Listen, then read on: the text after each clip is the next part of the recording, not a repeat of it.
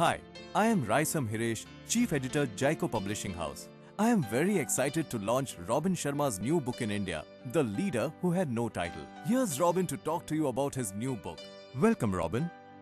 Hi, it's Robin Sharma. Well, I'm here at home, and I really appreciate this opportunity to tell you about my new book, The Leader Who Had No Title, a modern fable about real success in business and in life. Well, it's almost taken me 15 years to write this book, and the reason I say that is this book is really the distillation of what I've been doing in multiple countries around the world for the past 15 years. The main idea of this book is a very game-changing and powerful idea, which is you can lead without a title.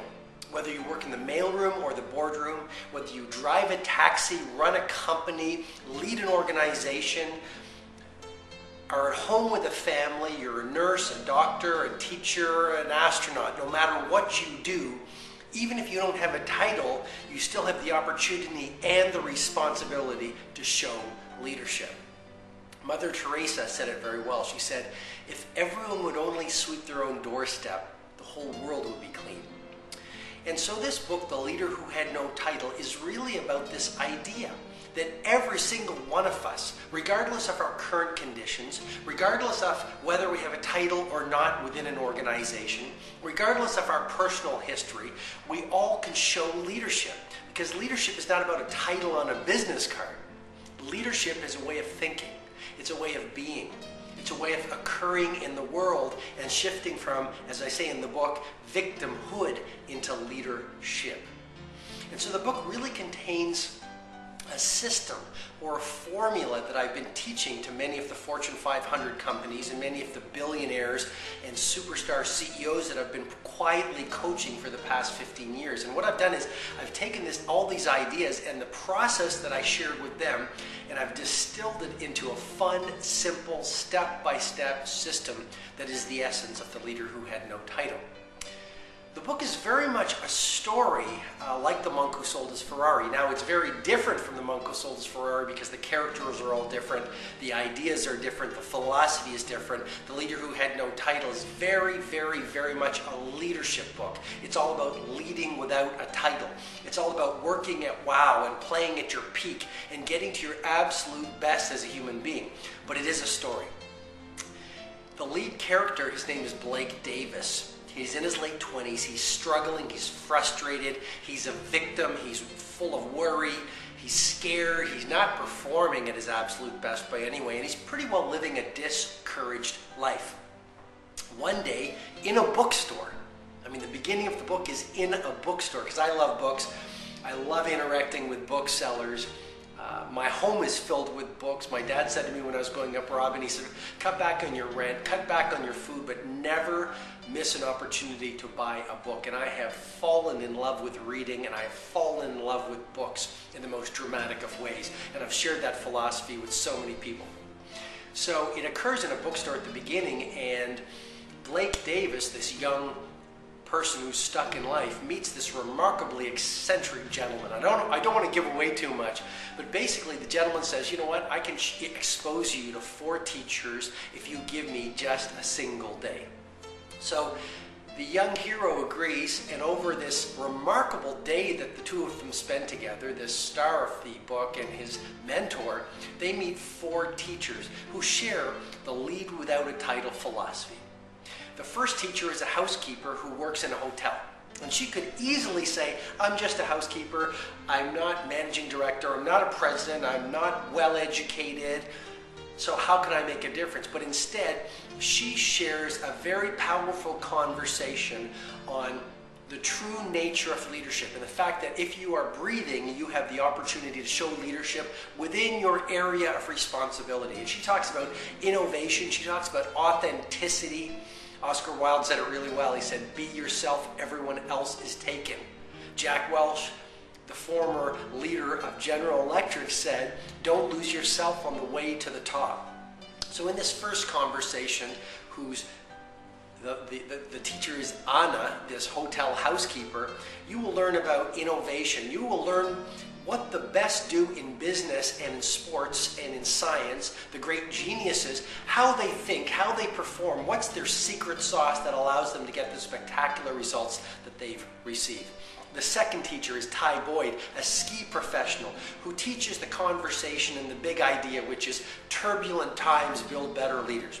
You look at the global economy right now, you look at the pace of change right now, you look at the disruption, the world is a confusing place.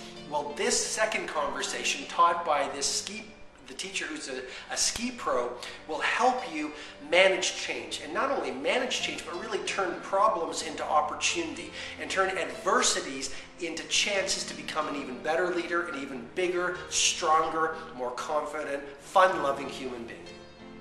And one of the lines in the book is a powerful one, I think. It says, the more you go to your limits, the wider your limits will grow.